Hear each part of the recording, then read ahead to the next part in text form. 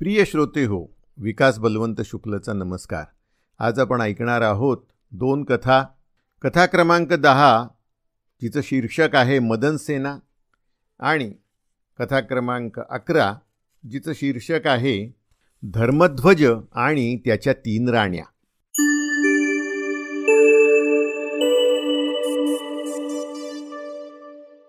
राजा त्रिविक्रमसेन पुन्हा शिंशप वृक्षाच्या बुंध्याजवळ गेला आणि पूर्वीप्रमाणेच वेताळाला खांद्यावर घेऊन मौन धारण करून परत येऊ लागला. तेव्हा खांद्यावरचा वेताळ त्याला म्हणाला, राजन, तू खूप दमलायस, म्हणून तुझे श्रम नाहीसे होतील अशी एक कथा मी तुला सांगतो, ती ऐक.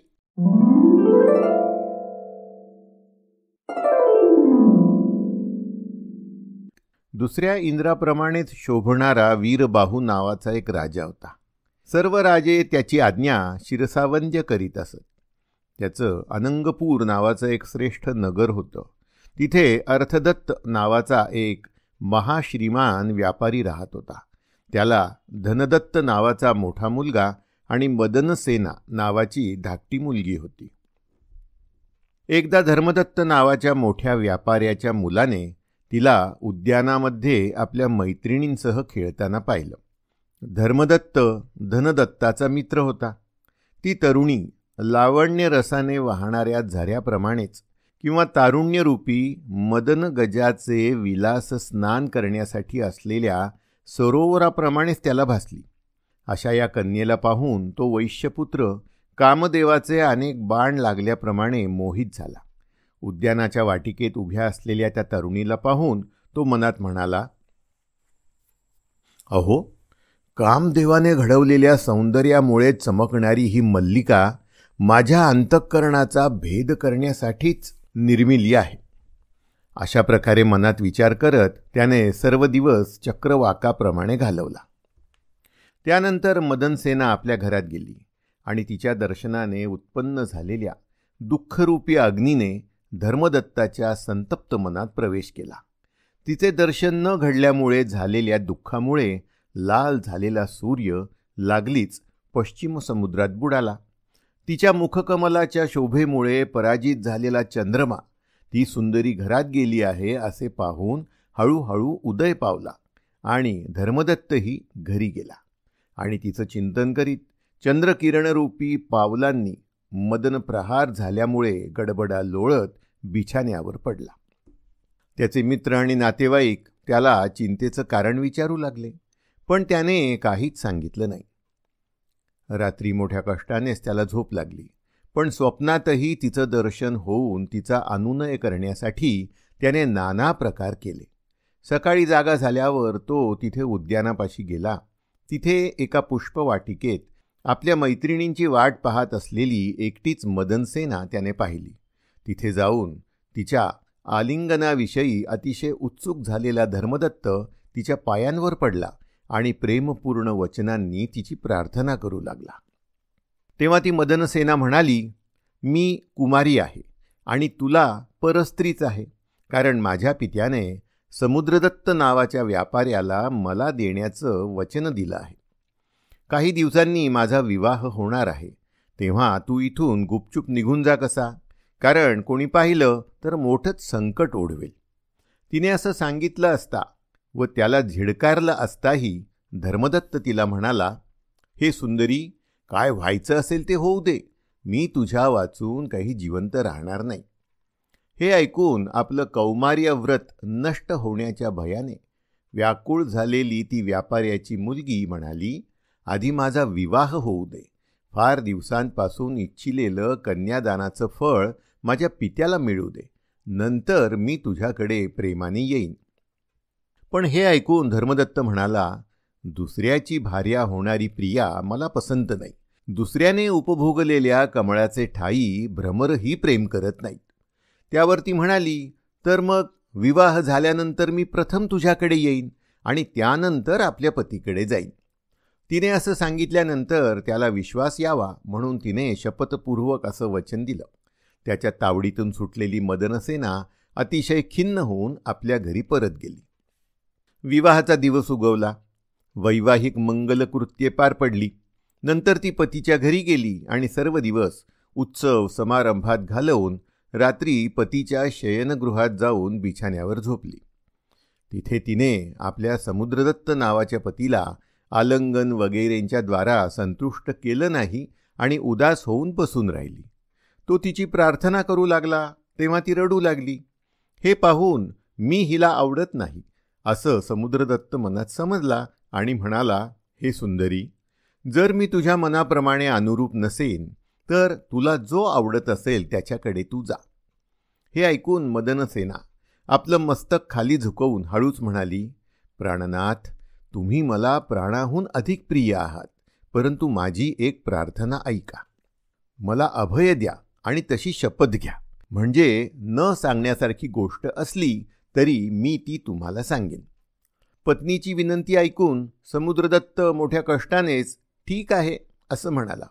तेव्हा ती लज्जा, भय आणि खेद वाटून आपल्या पतीला म्हणाली, नाथ, मी एकदा घराजवळच्या उद्यानात एकटीच आहे असं पाहून माझ्या भावाचा धर्मदत्त नावाचा मित्र कामातूर होऊन माझ्याकडे आला. त्याने मला तिथे अडवलं. तेव्हा माझ्या पित्याचं कन्यादानाचं फळ नष्ट होऊ नये म्हणून व माझ्यावरचा अपवाद टळावा म्हणून मी त्याला वचन दिलं की विवाह झाल्यावर मी प्रथम तुझ्याकडे येईन आणि नंतर आपल्या पतीला संतुष्ट करीन. तेव्हा हे प्रभो, मला हे वचन सत्य करावयाचं आहे, तरी मला संमती द्या. अगोदर त्याच्याजवळ जाऊन काही क्षणातच मी परत येईन. बाळपणापासून पाळलेलं सत्य मला सोडता येणार नाही. तिच्या ह्या वचनरूपी वज्राघाताने व्याकुळ झालेला आणि सत्यवचनाने बांधला गेलेला समुद्रदत्त मनाशी म्हणाला, अहो, धिक्कार असो. ही स्त्री दुसऱ्या पुरुषावर आसक्त झाली आहे. ती नक्कीच त्याच्याकडे जाईल. मग मी तरी सत्याचा भंग कशाला करू? हिच्याशी केवळ विवाह केल्याचा आग्रह धरून काय उपयोग?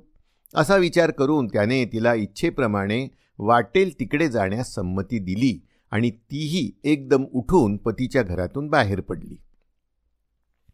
त्यावेळी चंद्र नुकताच उगवत होता आणि पृथ्वीचा बराचसा भाग अंधकाराने व्यापलेला होता.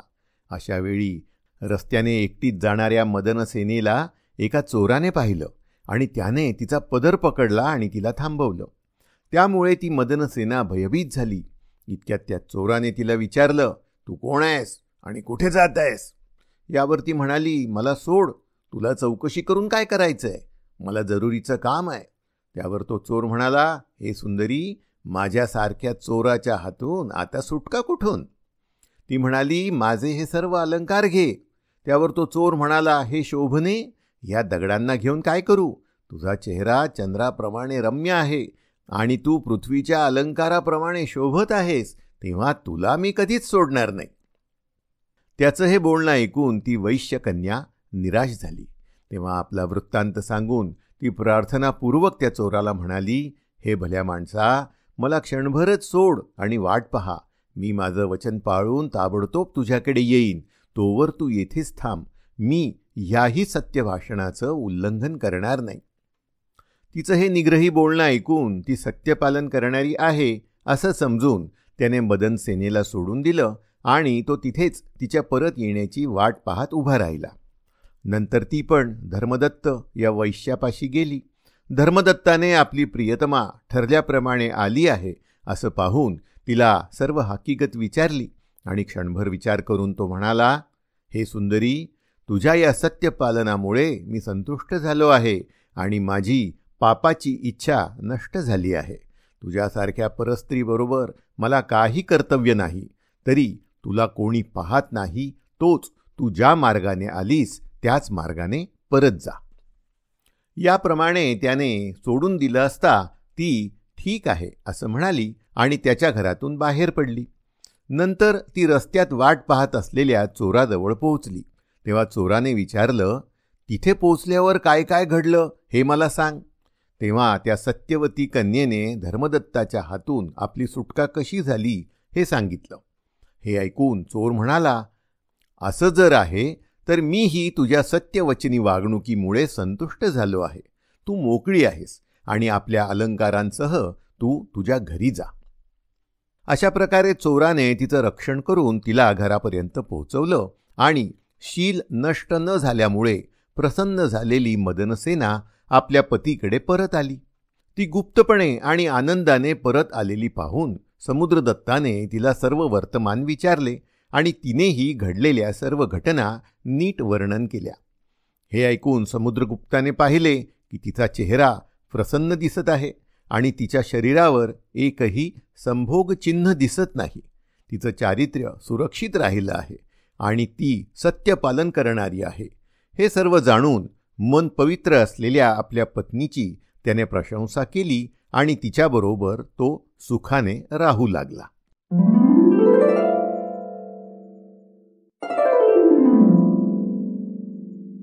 ही कथा सांगून वेताळ राजाला म्हणाला, राजन, पहिल्यांदा उच्चारलेल्या शापाचं स्मरण करून मला सांग की चोर आणि 2 व्यापारी या तिघांपैकी जास्त त्यागी आणि उदार कोण आहे? हे ऐकून मौन त्याग करून राजा वेताळाला म्हणाला, या तिघांमध्ये चोरच जास्त त्यागी आणि उदार आहे. त्या 2 व्यापाऱ्यांपैकी कोणीही नाही. कारण समुद्रदत्ताने विवाहित आणि त्याग करण्यास कठीण अशा सुंदर पत्नीला जाऊ दिलं हे खरंय, पण आपली पत्नी दुसऱ्या पुरुषावर अनुरक्त आहे हे कळल्यानंतर कोणता कुलीन पुरुष आपल्या पत्नीचा लोभ धरणार आहे? तेव्हा यात आश्चर्य काही नाही. धर्मदत्ताने तिला जाऊ दिलं हे खरंय, परंतु बराच काळ लोटल्यामुळे त्याची आसक्ती कमी झाली होती आणि दुर्वर्तनाची चर्चा होण्याचं आणि दुष्कीर्तीचं भय त्याला वाटत होतंच. परंतु चोर मात्र मुक्तपणाने वावरणारा, कीर्तीची आशा न बाळगणारा आणि पापाचरण करणाराच होता. त्यामुळे अलंकारांसह हाती लागलेलं स्त्रीरत्न त्याने सोडलं. यातच त्याची उदारता स्वच्छ दिसत आहे. राजाचा हा निर्णय ऐकून वेताळ पूर्वीप्रमाणेच त्याच्या खांद्यावरून नाहीसा झाला आणि आपल्या पहिल्या स्थानावर आला. राजाही त्याला परत आणण्यासाठी तेथूनच शिंशप वृक्षाकडे जाऊ लागला. आता ऐकूया कथा क्रमांक 11. शीर्षक आहे धर्मध्वज आणि 3 राण्या.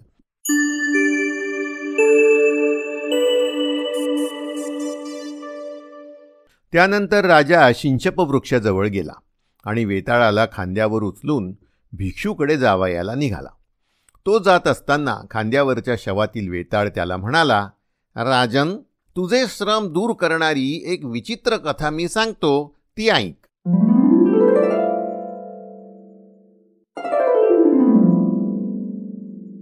पूर्वी उज्जैनीत धर्मध्वज नावाचा एक राजा होता. त्याला 3 बायका होत्या. त्या तिघी राजकन्या असून त्याच्या फार आवडत्या होत्या. त्यातली एक इंदुलेखा, दुसरी तारावली आणि तिसरी मृगांकवती अशी त्यांची नावं होती. त्या राजाने आपल्या सर्व शत्रूंना जिंकलं होतं. त्यामुळे आपल्या 3 पत्नींसह सुख अनुभवत तो आनंदात राहत असे. एकदा वसंतोत्सव आला असता आपल्या प्रियतमांसह क्रीडा करण्यासाठी तो उद्यानात गेला. तिथे त्याने फुलांच्या बहरांनी झुकलेली एक लता पाहिली आणि त्या लतेवरील फुलांवर भोंग्यांची माळ रुंजी घालत होती. राजाला वाटलं की ही लता म्हणजे कामदेवाचं सज्ज धनुष्यच आहे आणि त्या धनुष्याची दोरी म्हणजे रुंजी घालणाऱ्या त्या भोंग्यांची माळ आहे. वृक्षांच्या फांद्यांवर बसलेल्या कोकिळांचा मधुर आवाज राजाच्या कानी पडला. ते कोकिळांचं कूजन म्हणजे संगमप्रेमी कामदेवाची आज्ञाच आहे असं त्याला वाटलं. ती कामदेवाची आज्ञा ऐकून इंद्राप्रमाणे शोभणारा तो राजा आपल्या पत्नींसह विहार करू लागला आणि मद्य पिऊ लागला. ते मद्य म्हणजे कामदेवाला जिवंत करणारं अमृत आहे आणि आपल्या प्रियांच्या निश्वसितांनी ते सुगंधित झालं आहे असं त्याला वाटलं.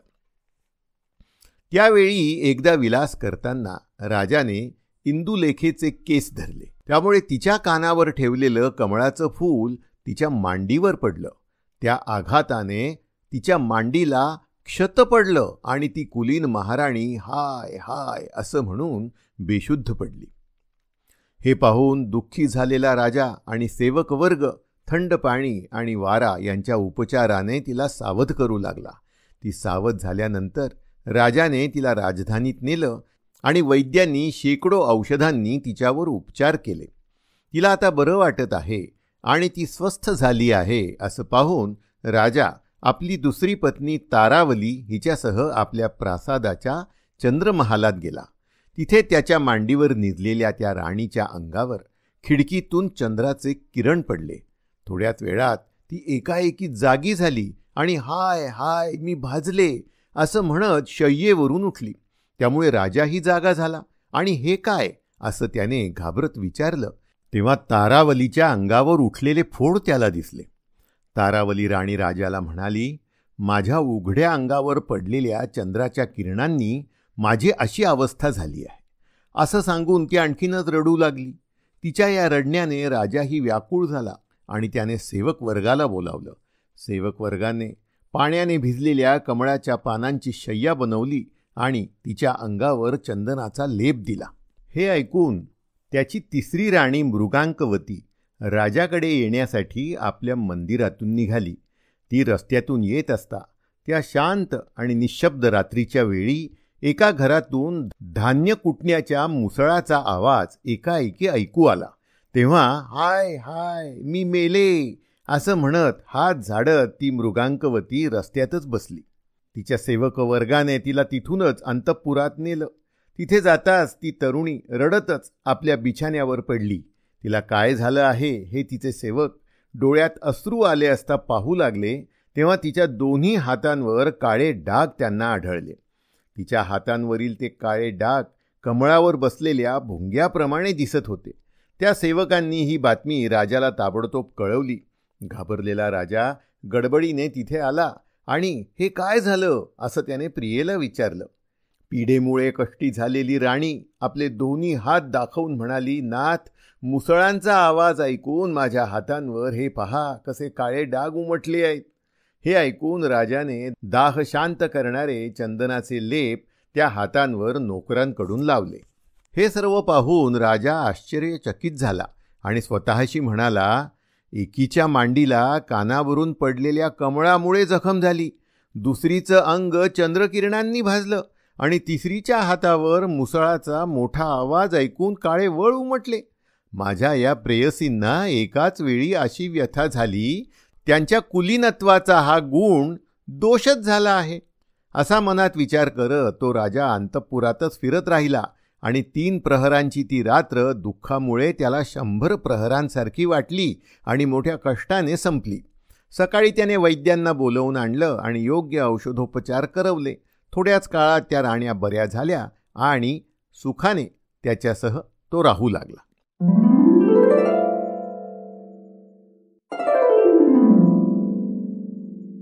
अशी ही कथा सांगून झाल्यावर वेताळाने राजाला विचारलं, राजन, या 3 राण्यांतली सर्वात नाजूक राणी कोणती हे सांग. राजा म्हणाला, मुसळाचा स्पर्श न होताच केवळ आवाजानेच जिच्या हातांवर वळ उमटले ती राणी सर्वात नाजूक आहे. दुसऱ्या दोघींना कमळ आणि चंद्रकिरण यांचा स्पर्श झाल्यानंतर जखम झाली आणि फोड उठले, म्हणून त्या इतक्या काही नाजूक नाहीत. राजाचं हे बोलणं ऐकून वेताळ त्याच्या खांद्यावरून परत आपल्या पहिल्या जागी गेला आणि तो दृढनिश्चयी राजाही त्याला पुन्हा आणायला वेगाने जाऊ लागला.